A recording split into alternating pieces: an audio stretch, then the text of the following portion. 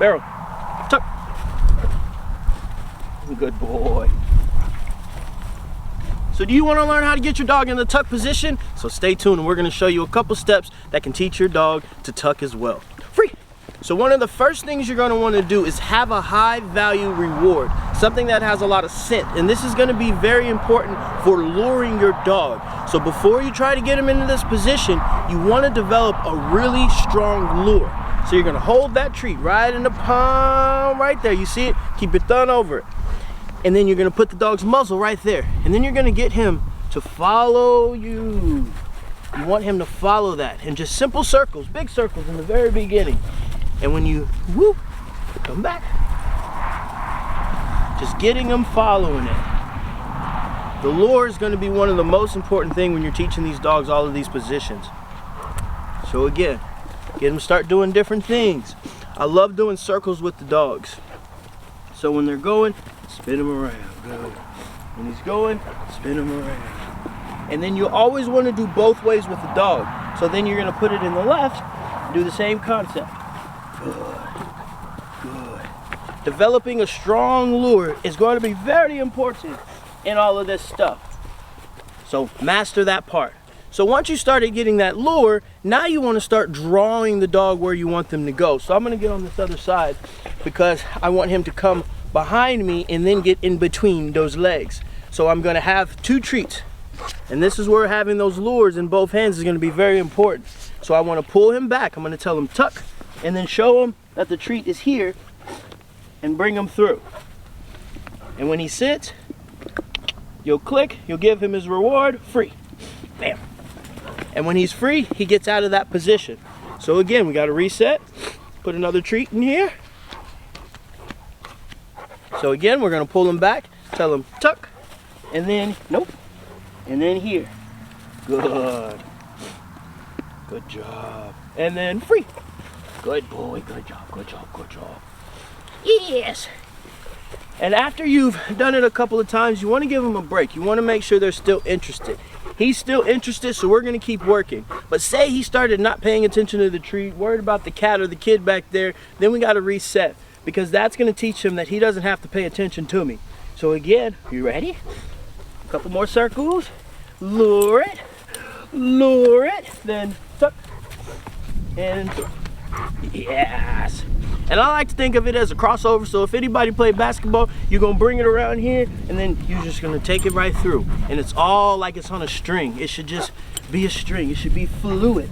It should be very fluid when you are working with this. Yes, good boy. Yes, are good for lures. So, after you've shown him that, okay, I'm going to go here, and then I'm going to bounce pass through the other hand, then we're going to keep it in the one hand, and I'm going to tell him, let's get back on this side so you can see, move this bait bag on this side, and I'm going to tell him, get that lure back, tell him tuck, and bring it through. Good. Good job. Free. So again, bring it back, barrel, back, tuck, and throw. And when he sits, yes, he gets the reward. Good job, Bubbles. Good job, Bubble. Free. Yes, sir. Yes, sir. So again, you ready? He's still paying attention, so we're still working. Then I tell him tuck, back, and through. Good job.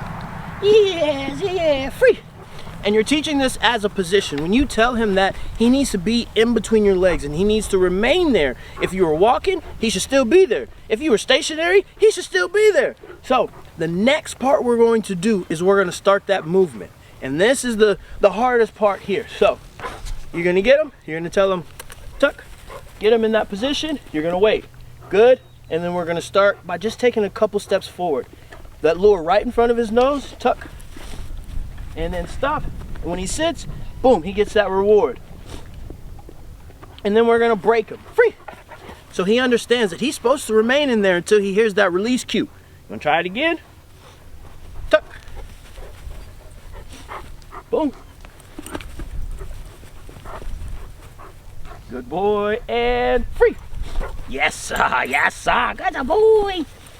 So when you're working with this, start with a couple steps. Make sure the dog understands exactly what is expected from them. If we start trying to do too much, the dog learns that they can mess up. The dog learns that they can halfway do these things. When you're working with your dog, people, make sure they're having fun. Make sure they're getting some type of reward. Make sure they know how to play the game that you're wanting them to do. And then extend it out. Make it longer, make it harder, make it more distractions. But always, you want to end. This is very important. You always want to end while the dog is still paying attention, because you do not want to teach them that if they don't want to, they can just start chasing cats. Right on cue. Right on cue, Mr. Burrow. But see, right back in here, we're ready, so we're gonna do one more tuck. When he's in there, walk, walk, walk. Stop. Ah, free. Good job, Bubba. Good job. Yes, yes. So the next thing you can do after this is start teaching him to get into different positions from that tuck position. And this is one of the prettiest things that you can do with your dog. And it starts flowing, and you can do doggy dancing and all this fun stuff with them. So, again, this is lure. Start with the lure, people. You get your dog, don't even teach them any words. Just teach that lure. Make sure that you can get them doing everything you want. If you can get them doing them circles, you're gonna see why a tight circle is very important. So, we're gonna get him in the tuck position. Tuck. He's there. Oh, nope, I don't like that one. Come on. Tuck. Good boy. So now we're gonna put him in heel, and I'm gonna have the left treat here. We're gonna pull him out, heel, back, and around, and when he's in that position, boom, you're gonna reward it. So you see where these circles come in handy. So he learns to start moving his body in these tight quarters. So when I get him, tuck,